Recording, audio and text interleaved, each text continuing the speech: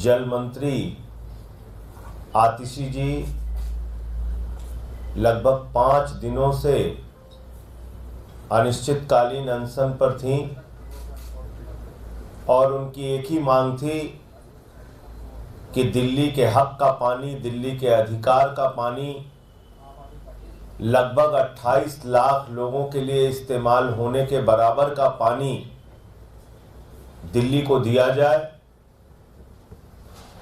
हरियाणा की सरकार से जो हमारा एग्रीमेंट है 613 एमजीडी पानी दिल्ली को मिलना चाहिए।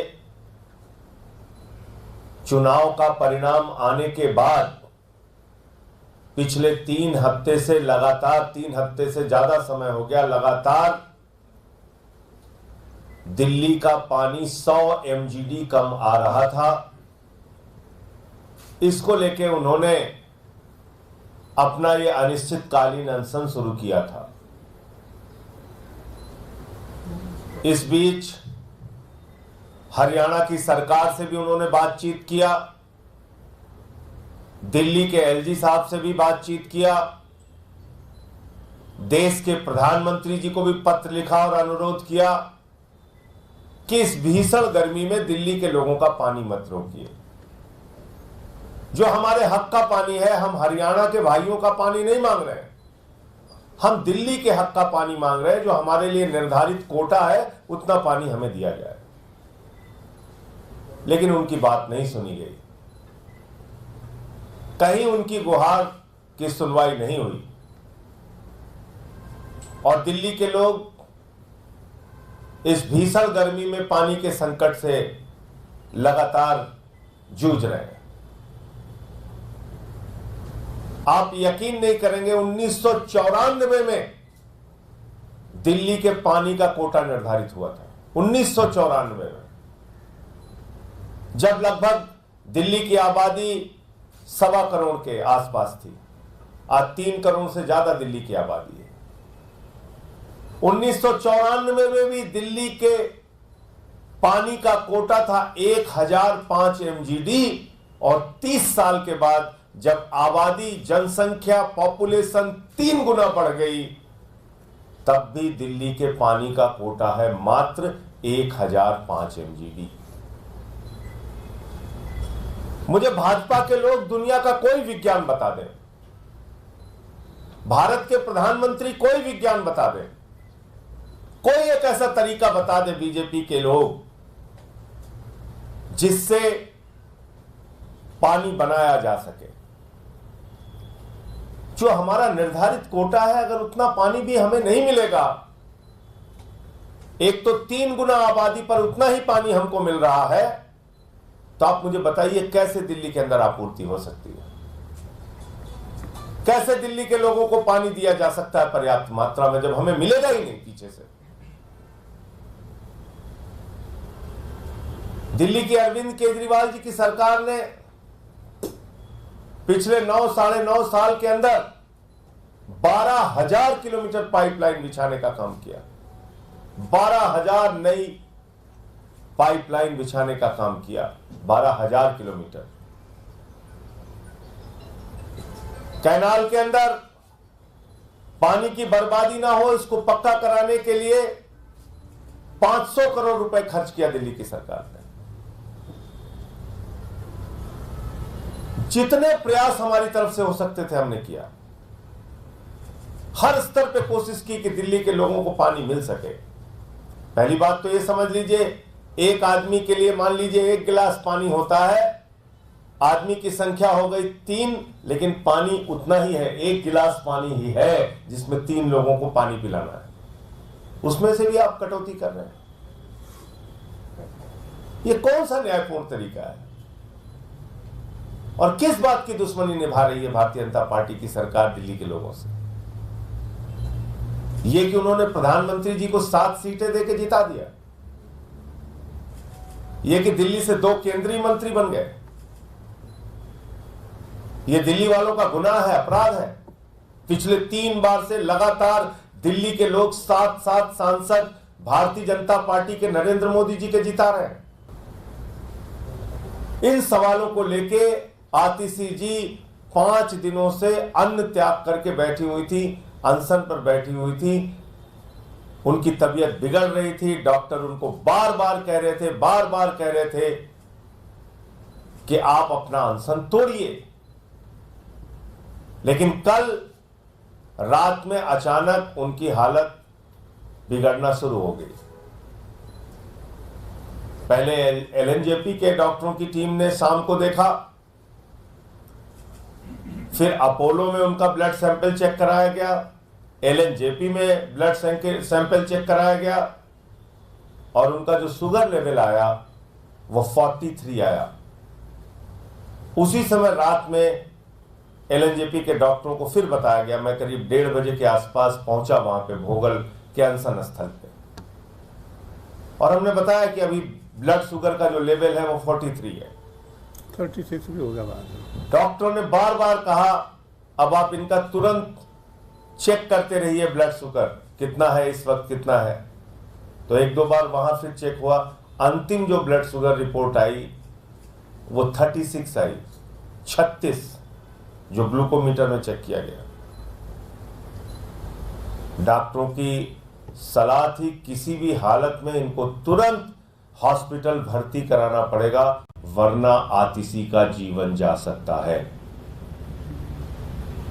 उनके साथ कोई बड़ी घटना हो सकती है, उनका जीवन जा सकता है। फिर हम सारे लोगों ने, पार्टी के लोगों ने आपस में बातचीत किया और रात को लगभग 3:30 पौने 4 बजे के आसपास उनको एलएनजेपी में एडमिट कराया गया और आईसीयू में उनको भर्ती किया गया। आतिशी जी अभी भी एलएनजेपी के आईसीयू में भर्ती हैं। रात में जब गई तो उनकी स्थिति ठीक नहीं थी। उनकी सारी जांच चल रही है। हम सब ईश्वर से प्रार्थना करते हैं कि जल्द ही आईसीयू से आतिशी जी निकलें, उनका स्वास्थ्य ठीक हो। एलएनजेपी के अंदर आईसीयू में जो डॉक्टर हैं वो उनकी देखभाल कर रहे हैं और आज हम लोग भारत के प्रधानमंत्री को भी चिट्ठी लिख रहे हैं, उनसे भी अनुरोध कर रहे हैं कि आप दिल्ली के हक का पानी दिलवाइए, जो हमारा अधिकार है वो पानी दिलवाइए। बीच में हमारा प्रतिनिधि मंडल दिल्ली के उपराज्यपाल महोदय से भी मिला था और उनसे भी हम लोगों ने अनुरोध किया था कि आप हरियाणा के मुख्यमंत्री से बातचीत करके इस समस्या का समाधान कराइए। उन्होंने उसी दिन शाम को 4 बजे हरियाणा के मुख्यमंत्री से बातचीत की थी, जिसकी उन्होंने मीडिया के माध्यम से सूचना भी दी आप लोगों को और आश्वस्त किया कि दिल्ली को पानी मिलेगा। इन सब परिस्थितियों को देखते हुए अब इस लड़ाई का जो अनशन की लड़ाई थी, जो अनिश्चितकालीन अनशन की लड़ाई थी, उसको विराम दिया जा रहा है। लेकिन सारी विपक्षी पार्टियों को लामबंद करके संसद के अंदर पानी की आवाज को बुलंद करने का काम हम लोग करेंगे। दिल्ली में पानी की उपलब्धता हो, ये प्रयास हम लोग करेंगे। मौसम भी ठीक हुआ है, थोड़ा बहुत बारिश भी हुई है पिछले दिनों में, तो मुझे उम्मीद है कि पिछले 2 दिनों से थोड़ा थोड़ा पानी की मात्रा तो बढ़ी है। जो 100 एमजीडी कम था वो लगभग 90 एमजीडी पानी कम हुआ है, 10 एमजीडी पानी बढ़ा है। तो ये धीरे धीरे जो पानी की मात्रा है वो भी बढ़ेगी और स्थितियां बेहतर होंगी, ऐसी उम्मीद है। और मैं इस संबंध में प्रधानमंत्री जी को भी चिट्ठी लिख रहा हूं।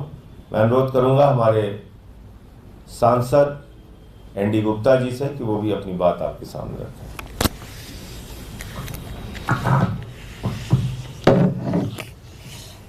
सभी पत्रकार साथियों को मेरा नमस्कार।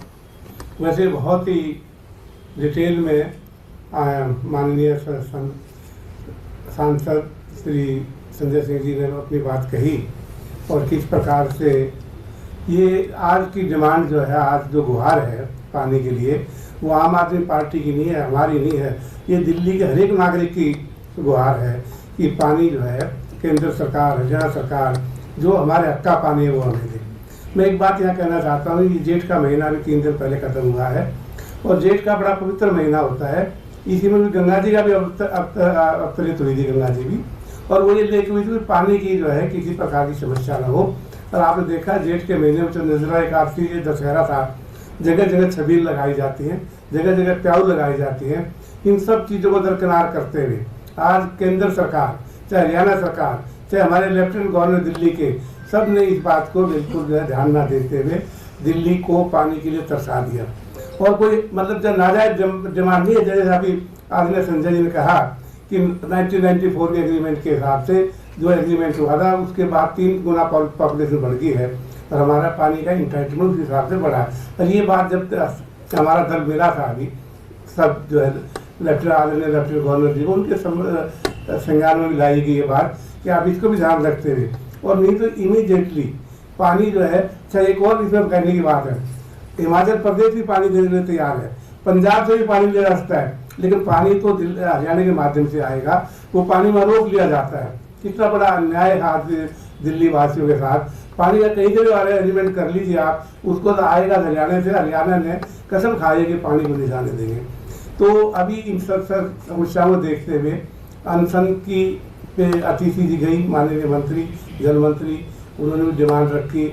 आज उनकी पोजीशन नहीं हॉस्पिटल में है, लेकिन आज जो है संजय जी ने भी आपके सामने समक्ष रखी बात कि हम जो है प्रधानमंत्री जी भी गुहार लगाएंगे, उनको भी चिट्ठी लिखेंगे और आने वाले समय में इस समस्या का हल हो जाएगा। तो ऐसा लगता है भगवान भी प्रसन्न हुए हैं। जिस दिन अतिथि जी ने अनशन किया था उस दिन भी थोड़ी बारिश आई और आगे बारिश की मात्रा बढ़ती जा रही है। इन शब्दों के साथ आप हमारी बात आपके माध्यम से केंद्र सरकार को, प्रधानमंत्री को, लेफ्टिनेंट गवर्नर को और हरियाणा के चीफ मिनिस्टर तक पहुँचे और जो आज जो उन्होंने कसम खाई नहीं दे उसको कसम को तोड़े और जल को जो है छोड़े। इन शब्दों के साथ थैंक यू। संजय जी, ओम बिरला जी एक बार फिर से स्पीकर बनाए जा रहे हैं। मैं तो अभी आप सबके सामने यहाँ प्रेस कॉन्फ्रेंस में हूँ और रात लगातार हॉस्पिटल में रहा, तो लोकसभा स्पीकर के लिए अभी चयन वोटिंग होगी नहीं होगी, सर्वसम्मति से चुने जाएंगे, वो देखने के बाद ही कुछ बोलना ठीक होगा। क्या खत्म हो गया? अब आईसीयू में एडमिट है, दवा शुरू हो गई है, तो इसको इस अनिश्चितकालीन अनशन का विराम हो गया है, लेकिन आंदोलन के जो दूसरे रास्ते हैं उसको हम लोग अपनाएंगे, जो हमारा पानी का हक है उसको लेने के लिए। स्पीकर वाले पद पे उन्होंने संपर्क किया है विपक्ष से, और दूसरा ये भी है कि क्या आप लोग इस स्पीकर विपक्ष जो है पद के लिए उम्मीदवार को खड़ा करेगा? आपकी क्या इसमें? देखिए, इसमें मेरी राय ये है कि ये सबसे ज्यादा चिंता का विषय एनडीए के घटक दलों के लिए है। इंडिया गठबंधन के दलों के लिए भी चिंता का विषय है और एनडीए के घटक दलों के लिए भी चिंता का विषय है। आज मेरी बात हो सकता है टीडीपी के मित्रों को और जेडीयू के मित्रों को ना समझ में आ रही हो, लेकिन इस पार्टी का इतिहास उनको जरूर याद करना चाहिए। पिछले 10 साल में 6-7 सरकारें अलग अलग राज्यों में तोड़ फोड़ के गिराई है बीजेपी ने। जहां तक टीडीपी का सवाल है, टीडीपी खुद उसके 4 सांसद राज्यसभा में तोड़कर बीजेपी में शामिल किए गए थे। भारत के संसदीय इतिहास में पहली बार ऐसा हुआ कि लगभग 150 सांसद, जब ये चुनाव नहीं हुआ था उसके पहले का जो सत्र हुआ उसमें निलंबित करके बाहर किए गए थे। लगभग 150 सांसद, दोनों हाउस के। तो दोनों हाउस के मिला के। तो आप कल्पना कर सकते हैं कि इन परिस्थितियों में स्पीकर महोदय अगर भारतीय जनता पार्टी के अनुरूप उनके हिसाब से काम करेंगे तो एनडीए के घटक दलों के लिए कितना खतरा हो सकता है और किस प्रकार से उनकी पार्टियों को खंडित विखंडित किया जा सकता है, ये सब होगा। आप लोग भी देखेंगे, हम भी देखेंगे। न कहीं आप जा रहे हैं, ना कहीं मैं जा रहा हूँ। तो इसके अलावा दूसरे जो मामले हैं संसद में, आप लोग क्या क्या मुद्दे उठाएंगे, क्या तैयारी आप लोग कर रहे हैं? पानी का एक तो आपने बताया कि आप लोग बात करेंगे विपक्ष। देखिए, सबसे बड़ा सवाल इस वक्त दिल्ली के लिए पानी का है। वो पानी का मुद्दा हम लोग उठाएंगे। पूरे देश के लिए सबसे बड़ा सवाल है नीट एग्जाम और पेपर लीक। पेपर लीक के कारण पिछले 2 वर्षों में लगभग 2 करोड़ बच्चों का भविष्य बर्बाद हुआ है, अलग अलग राज्यों में। आप गुजरात का ले लीजिए, राजस्थान का ले लीजिए, हरियाणा का ले लीजिए, उत्तर प्रदेश का ले लीजिए, मध्य प्रदेश का ले लीजिए।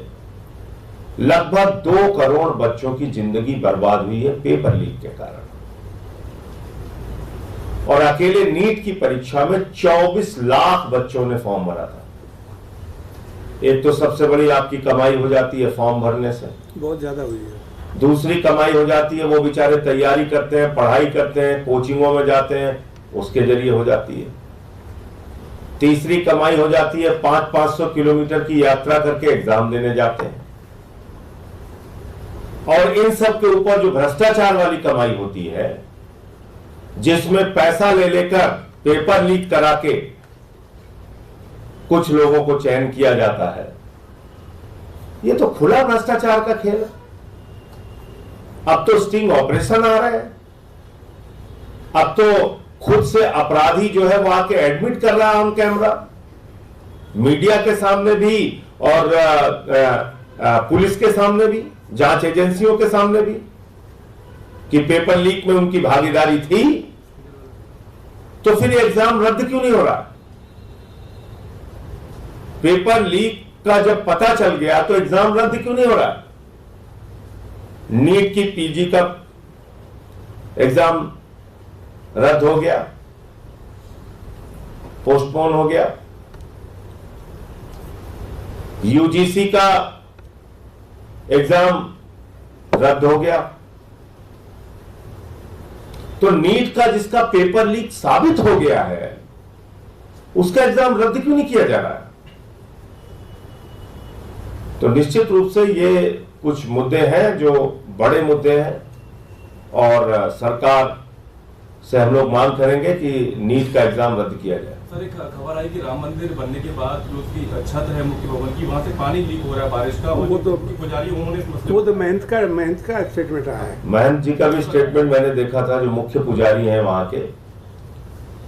देखिए क्या है कि वो तो एक हमारे धार्मिक जो गुरु हैं, नई संसद में भी पानी आ रहा है शुरू में। जो हमारे धार्मिक गुरु हैं, धार्मिक व्यवस्थाएं उनके आदेश पर संचालित होती हैं। और आपको याद होगा, भारत के हमारे हिंदू धर्म के शंकराचार्यों ने मना किया था कि भाई मंदिर अभी अधूरा है, इसकी प्राण प्रतिष्ठा होनी चाहिए, बिल्कुल होनी चाहिए, लेकिन मंदिर के पूरे निर्माण के बाद। लेकिन अपने राजनीतिक फायदे के लिए, चुनावी फायदे के लिए आनंद फानन में आपने मंदिर का उद्घाटन कर दिया। हमने सारे कागजात रखे थे उस समय कि किस तरीके से चंदा, प्रभु श्री राम के नाम पे जो चंदा एकत्रित किया जा रहा है, उसका किस तरीके से भ्रष्टाचार और उसमें चोरी की जा रही है। तो जब आप भगवान को भी नहीं छोड़ेंगे तो भगवान आपको कैसे माफ करेंगे? जब आप भगवान को भी नहीं बख्शेंगे तो भगवान आपको कैसे बख्शेंगे? मैं तो बार बार कहता हूं ना, प्रभु श्री राम पथ गमन मार्ग हमारे यूपी में बना हुआ है। अयोध्या कुशभवनपुर, सुल्तानपुर, प्रतापगढ़, कौशाम्बी, प्रयागराज, चित्रकूट, जिन जिन इलाकों से प्रभु श्री राम होकर गुजरे उन सारी जगहों में बीजेपी हार गई। अयोध्या हार गई। तो आप ये समझिए प्रभु श्री राम अब नाराज है बीजेपी से। पता नहीं उन लोगों को क्यों नहीं समझ में आ रहा है। इतना अहंकार अच्छा नहीं है। और गाना बजाते हैं आप लोग, जो राम को लाए हैं हम उनको लाएंगे। अरे आप राम को थोड़ी ला सकते हैं भाई। भगवान श्री राम को इंसान नहीं ला सकता। वो इस प्रकृति के निर्माता है, वो इस सृष्टि के रचयिता है, वो हमारे आराध्य देवता है। आप कह रहे हैं आप ही राम को लेके आए हैं। तो ये सब अहंकार मुझे लगता है पसंद नहीं आया। और अभी तो और बहुत सारी चीजें इसमें। अपोजिशन अपना विपक्ष स्पीकर का उम्मीदवार नहीं उतार रहा है, ये जानकारी मिल रही है। आप लोग स्ट्रांग हो उसके बावजूद भी। अब मैं तो अभी प्रेस कॉन्फ्रेंस में हूँ, निकल के तो सारी बातें समझ के बता पाऊंगा। सीएम की जमानत का फैसला आना हाईकोर्ट से, क्या उम्मीद है आप लोगों को? आने दीजिए, फैसला आने दीजिए, फिर बोलते हैं। और महंत जी ने ये भी कहा है कि बीजेपी ने भ्रष्टाचार किया निर्माण में, यहाँ तक भी कहा उन्होंने। एक बाइट लेना है। सांसद आप जुड़ चुके हैं।